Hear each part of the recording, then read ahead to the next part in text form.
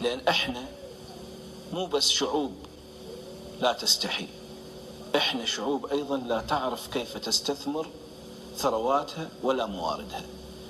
احنا شعوب تدعي الصلاة وتدعي الصوم وتدعي الدروشة وتدعي اللطم، وهي كل شيء ما فاهمة ليش تلطم وليش تدروش وليش تزكي وليش تصوم وليش تصلي.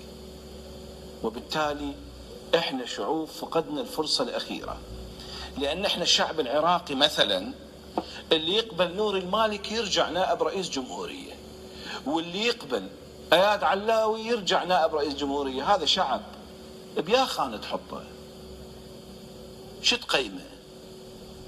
مو هم العراقيين، مو احنا نفسنا يا جماعة، احنا الشعب العراقي اللي ظاهرنا ضد بقاء هاي السلطات اللي ما إلها داعي وهذه المليارات اللي جاي تصرف على الفاضي.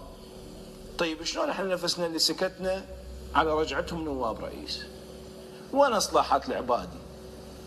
هل اصلاحات العبادي هي اخراج المقاتل خالد العبيدي؟ هسه طلعت المشكلة دكتور خالد العبيدي، لو المشكلة طلعت بالسيد هوشيار زيباري؟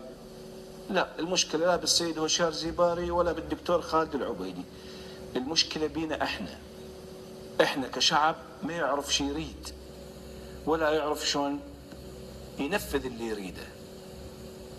احنا شعب ما حطينا لنا قرار وطني صحيح نحاسب اللي يقصر باتجاهنا.